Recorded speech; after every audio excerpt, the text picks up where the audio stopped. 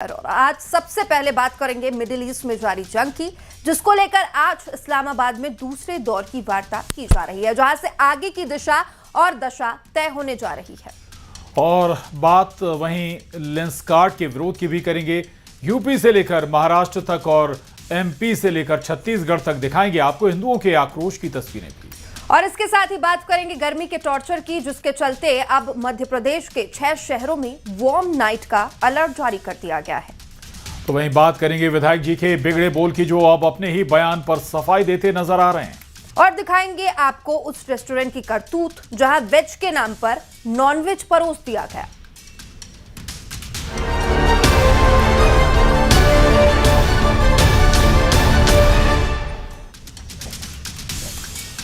और बड़ी खबर के साथ शुरुआत। समझौता हुआ तो वार्ता में शामिल हो सकते हैं ट्रंप। ये मिडिल ईस्ट में जारी जंग से जुड़ी ये बड़ी खबर है। रॉयटर्स न्यूज एजेंसी के हवाले से ये खबर है, ईरान शांति वार्ता कल के लिए तय है। देखिए, ईरान शांति वार्ता पर बड़ा अपडेट आप तक पहुंचा रहे हैं। समझौता हुआ तो वार्ता में डोनाल्ड ट्रंप, अमेरिकी राष्ट्रपति शामिल हो सकते हैं। रॉयटर्स न्यूज एजेंसी के हवाले से एक खबर, ईरान शांति वार्ता कल के लिए तय कर दी गई है। और ईरान शांति वार्ता पर यह बड़ा अपडेट कि अगर समझौता होता है तो शांति वार्ता में डोनाल्ड ट्रंप शामिल हो सकते हैं। यानी फाइनल स्टेज पर अगर ये बातचीत पहुंचती है, समझौता होता है, तो फिर डोनाल्ड ट्रंप भी, अमेरिकी राष्ट्रपति डोनाल्ड ट्रंप इस वार्ता में शामिल हो सकते हैं। रॉयटर्स न्यूज एजेंसी के जरिए ये खबर है। रॉयटर्स न्यूज एजेंसी के हवाले से ये महत्वपूर्ण खबर है, आपको बता दें। कन्वर्सेशन चल रहा है, ईरान, अमेरिका और इजराइल के बीच इस टॉक चल रही है। और अगर फाइनल पोजीशन पर यह टॉक पहुंचती है तो फिर अमेरिकी राष्ट्रपति भी इस टॉक में शामिल हो सकते हैं। आशा ये की जानी चाहिए कि जो गतिरोध है वो थमे, जो विश्व अर्थव्यवस्था पर असर पड़ रहा है इस युद्ध का, उस पर भी शांति हो, या कहें तो यही अगर पीस वार्ता हो जाती है तो विश्व शांति, या कहें देश भर, दुनिया भर के देश इससे राहत महसूस करेंगे। और वहीं इससे पहले खबर थी कि इस वार्ता में ईरान शामिल नहीं होगा, लेकिन फिर खबर सामने आई है कि ईरान का डेलीगेशन वार्ता में शामिल हो रहा है। अब सवाल है कि क्या ट्रंप ने ईरान की मांग मान ली है, इसलिए ईरान आने को तैयार हो गए हैं, या फिर ट्रंप की धमकियों से ईरान डर गया है, क्योंकि अब से कुछ ही घंटे पहले ट्रंप ने ईरान को लेकर बड़ी धमकियां भी दी थी। ट्रंप ने कहा था कि सीज फायर खत्म होते ही भारी बमबारी शुरू हो जाएगी। साथ ही यह भी कहा था कि न्यूक्लियर हथियार किसी भी सूरत में बर्दाश्त नहीं है।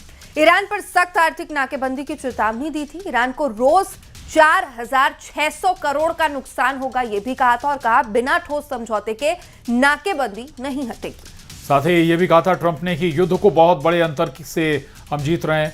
यह भी कहा ट्रंप ने कि अमेरिकी सेना का प्रदर्शन शानदार रहा है। और कहा कि ईरान की नौसेना, वायुसेना तबाह कर दी गई है। ईरान में सत्ता परिवर्तन कर दिया गया है और आगे भी इस पर हमला जारी रहेगा।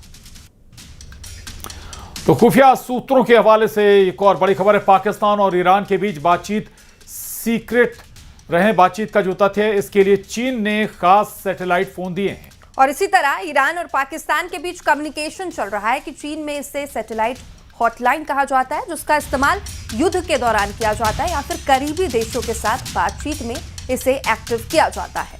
और इसी कम्युनिकेशन सिस्टम से पाकिस्तान और चीन के बीच बातचीत होती है। चीन इस वक्त ईरान की कई तरीकों से मदद भी कर रहा है।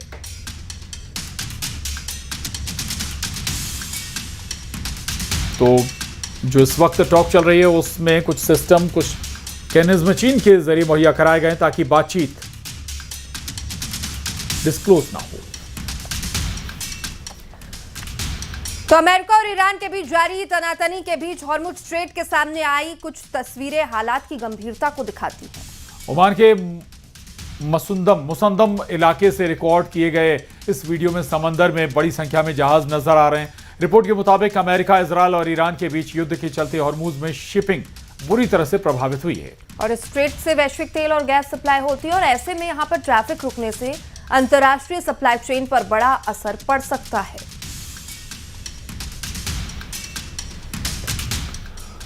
और इस्लामाबाद में दूसरे दौर की बातचीत का नतीजा इस बात पर टिका है कि कौन अपनी शर्तों पर झुकेगा। ट्रंप लचीला रुख अपनाएंगे या फिर ईरान अपने तेवर नरम करेगा, क्योंकि अगर ऐसा नहीं हुआ तो डील एक बार फिर फंसने के 100% चांस है।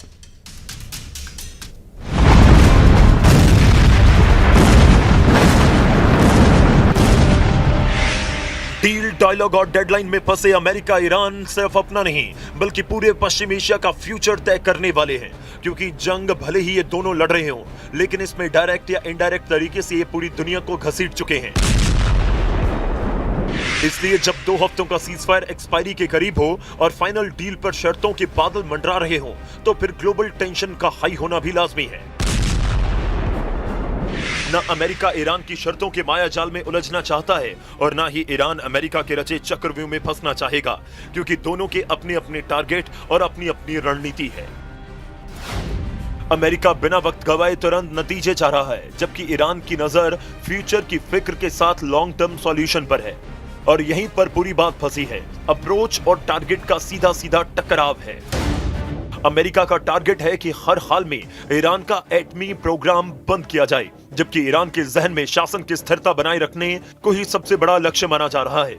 शुरुआत से ही ट्रंप की कोशिश सैन्य कार्रवाई के जरिए जल्द समझौते का दबाव बनाने की थी, लेकिन ईरान जिस ढंग से आगे बढ़ा उससे साफ है कि वो वक्त के साथ साथ धीरे धीरे इस प्रेशर को कम करना चाहता है। यानी एक तरफ तुरंत दबाव की स्ट्रेटजी और दूसरी तरफ लंबा खेल, जिसके लिए शर्तें और तरीके अपने अपने हिसाब से तय हैं। ट्रंप ने ईरान के सामने सख्त शर्तें रखी हैं और मिलिट्री फाइनेंशियल प्रेशर के जरिए इसे हासिल करने की रणनीति पर आगे बढ़ रहा है। इसमें नई ग्लोबल इक्वेशन तैयार करने की कोशिश है, जबकि ईरान बातचीत को लंबा खींच रहा है, सीधे टकराव से बचते हुए जवाब देने पर जोर है और इसके लिए क्षेत्रीय नेटवर्क का इस्तेमाल भी किया जा रहा है। साफ है कि जब एक बार फिर बातचीत की मेज सजेगी तो टकराव इन्हीं रणनीतियों के बीच होगा। एक तरफ बेताब अमेरिका तुरंत रिजल्ट चाहेगा, तो दूसरी तरफ सब्र के साथ ईरान इसे और लंबा खींचना चाहेगा।